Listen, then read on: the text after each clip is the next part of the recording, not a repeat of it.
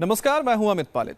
अगर कोई कहे कि वो भगवान विष्णु का 10वां अवतार है, यानी कल की अवतार है, उसकी वजह से पिछले 19 साल से देश में अच्छी बारिश हो रही है और वो लोगों की भलाई के लिए तपस्या करता है, ये बातें सुनकर आपको यकीनन हैरानी होगी।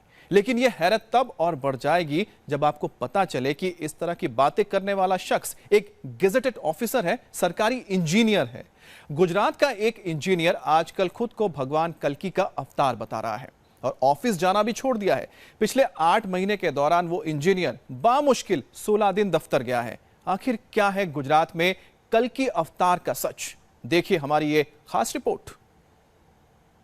कल्कि अवतार ही हूँ, लेकिन हस्तिनापुर की सभा के सदस्य को जिस तरह से कृष्ण में संधि के वक्त भगवान दिखाई नहीं देता था, उसी तरह आप भी मुझ में अभी भगवान नहीं देखते। खुद को कल्कि अवतार क्यों बता रहा है ये शख्स? भगवान कृष्ण से क्यों कर रहा है अपनी तुलना? कलयुग में सतयुग की बात करने वाला ये शख्स ऐसा अंधविश्वास क्यों फैला रहा है?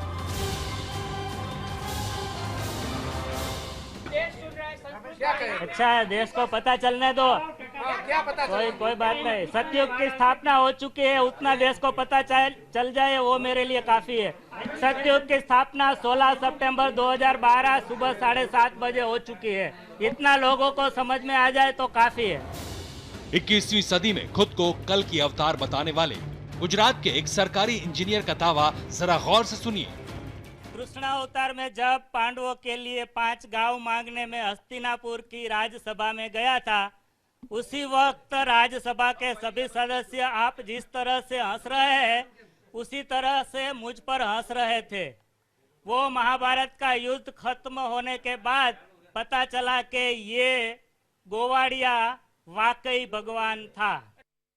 खुद को भगवान विष्णु का 10वां अवतार कल्कि अवतार बताने वाले इंजीनियर की एक एक बात आपका दिमाग घुमा देगी। इसके बेतुके दावे आपको हैरान कर देंगे। आपको इसकी हर बात तफसील से सुनवाएंगे, लेकिन उससे पहले जरा इसका परिचय जान लीजिए। नाम है रमेश चंद्र फेफर और ये सरकारी इंजीनियर है। रमेश चंद्र गुजरात की सरदार सरोवर पुनर्वास एजेंसी में सुपरिटेंडिंग इंजीनियर है, लेकिन पिछले कई दिनों से ये अपने दफ्तर से गायब है। मीडिया की टीम जब इसे तलाशते हुए राजकोट में इसके घर पहुंची तो ये वहां झूले पर अपने पैरों को मोड़कर बैठा दिखा। झूले पर झूलते हुए अपने आप को भगवान बताकर पूरे विश्व के कल्याण की बात करता रहा। देखिए कैसा ड्रामा किया इस सरकारी इंजीनियर ने। धर्म की अधर्म का विश्व का कल्याण हो। कब इस इंजीनियर को यह एहसास हुआ कि वो भगवान का 10वां अवतार है? जब ये सवाल पूछा गया तो ये वहां मौजूद मीडिया कर्मियों को अध्यात्म का ज्ञान देने लगा।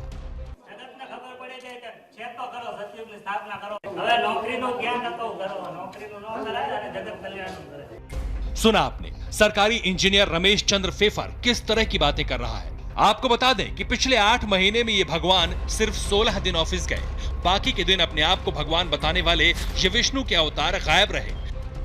यानी मोटी तनख्वाह उठाने वाला रमेश चंद्र महीने में सिर्फ 2 दिन दफ्तर गया। जब भी इसे काम पर आने के लिए नोटिस दिया गया तो ये खुद को कल्कि भगवान का अवतार बताकर ऑफिस आने से मना कर देता है। अपने घर पर आराम कर रहे रमेश चंद्र ने बातचीत के दौरान और भी कई बेतुकी बातें कही। खुद को विष्णु का अवतार और अपनी पत्नी को लक्ष्मी का अवतार तक बता डाला।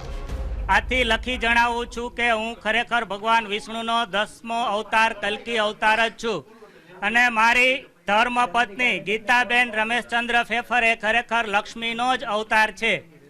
कलियुगनो आखरी अधिपति सिद्ध समाधि योग SSY नो प्रणेता पापी प्रभाकर राक्षस मारा धर्म पत्नी अने मारा पुत्र सुमितनी चेतना एटले के मन बुद्धि अने चित्त उपर कब्जो करी अमारी वच्चे झगड़ो करावतो हतो।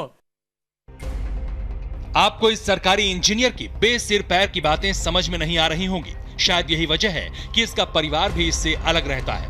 नौकरी से गायब चल रहा रमेश चंद्र इस मकान में अकेले ही रह रहा है। इसका परिवार परेशान होकर अलग हो गया है। लेकिन जरा सुनिए खुद को कल्कि अवतार बताने वाले रमेश चंद ने अपने परिवार के बारे में और क्या कहा।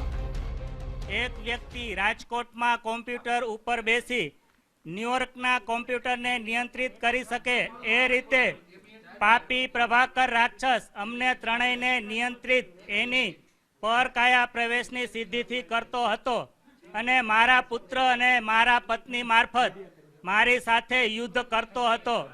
આથી મારી પત્નીને એના દુષ્ટ પ્રભાવમાંથી મુક્ત કરવા હું એને માં બહુચર जगदम्बाना जाप करवा कहतो.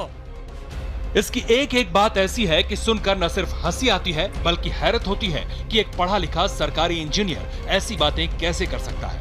जरा फिर से सुनिए इसका दावा. कल की अवतार ही हूँ, लेकिन हस्तिनापुर की सभा के सदस्य को जिस तरह से कृष्ण में संधि के वक्त भगवान दिखाई नहीं देता था, उसी तरह आप भी मुझ में अभी भगवान नहीं देख सकते. कृष्ण अवतार में जब पांडवों के लिए 5 गांव मांगने में हस्तिनापुर की राज्यसभा में गया था, उसी वक्त राज्यसभा के सभी सदस्य आप जिस तरह से हंस रहे हैं उसी तरह से मुझ पर हंस रहे थे.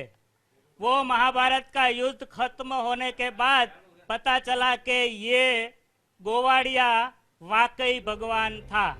रमेश चंद्र के दफ्तर में काम करने वाले लोग भी इसकी बेतुकी बातों से परेशान हो चुके हैं. उन लोगों का कहना है कि ये ऐसी ऐसी बातें करता है कि सुनने वाले हैरत में पड़ जाते हैं. लोगों के मुताबिक ऑफिस न जाने वाला रमेश चंद्र उनसे कहता है कि मैं दुनिया की भलाई के लिए घर पर तपस्या कर रहा हूँ. ऑफिस में तपस्या नहीं कर सकता, इसलिए नहीं आता.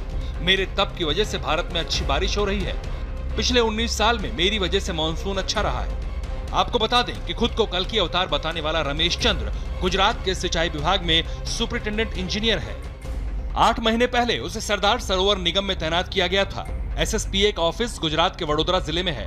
8 महीनों के दौरान वो सिर्फ 16 दिन ऑफिस गया. ऑफिस न आने पर कारण बताओ नोटिस दिया गया. जवाब में रमेश चंद्र ने खुद को कल की अवतार बताया और ऑफिस आने से मना कर दिया. लेकिन डिपार्टमेंट ने सुपरिटेंडेंट इंजीनियर रमेश चंद्र फेफरे के खिलाफ कार्रवाई के लिए आगे लिख दिया है. में हमारे जो कमिश्नर हैं उन्होंने उनको शोकॉज नोटिस दिया था. वो शोकॉज नोटिस का उन्होंने जो जवाब दिया जिसके बारे में आपको भी ज्ञात है, तो हमको जवाब मिला जो कि हमको बिल्कुल एक्सेप्टेबल नहीं है. हमारे कमिश्नर मैडम ने उसको जहाँ से वो डेप्यूटेशन पर आए हैं जल संसाधन मंत्रालय, उनको वो उनके कमेंट के साथ या उनके रिकमेंडेशन के साथ उनको भेज दिया है. हालांकि खुद को कल की अवतार बताने वाले सरकारी इंजीनियर को इस बात से कोई फर्क नहीं पड़ता कि उसके खिलाफ एक्शन शुरू हो गया है. वो आज भी दफ्तर से गायब है और आज भी वही बेसिर पैर का दावा करता फिर रहा है.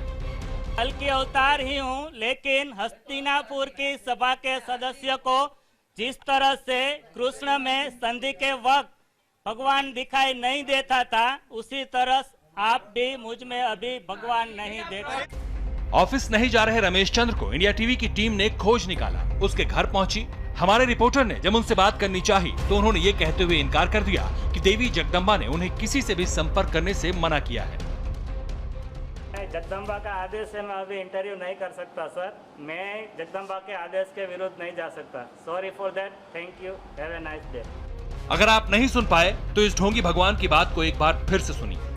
जगदम्बा का आदेश से मैं अभी इंटरव्यू नहीं कर सकता सर. मैं जगदम्बा के आदेश के विरुद्ध नहीं जा सकता. Sorry for that. Thank you. Have a nice day.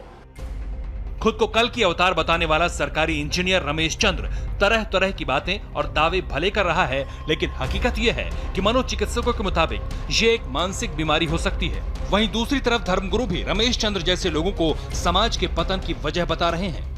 परमात्मा के अवतार का हेतु जो बनते हैं, इसी तरह से नाना प्रकार के पाखंडी लोग उत्पन्न होंगे समाज में और उसके प्रभाव से समाज पर को प्रभाव पड़ेगा. क्योंकि अगर ऐसे लोग प्रकट होते हैं तो समाज का तो कल्याण होना चाहिए, सृजन होना चाहिए, उत्थान होना चाहिए. यहाँ तो उल्टा पतन हो रहा है. डेफिनेटली मनोवैज्ञानिक समस्या है, एक रोग है. जो भी बातें कही जा रही है इसके हिसाब से मैं ये कह सकता हूँ कि उनको एक साइकोसिस है जो स्पेसिफिकली हम इसको पैरानोइया बोलते हैं.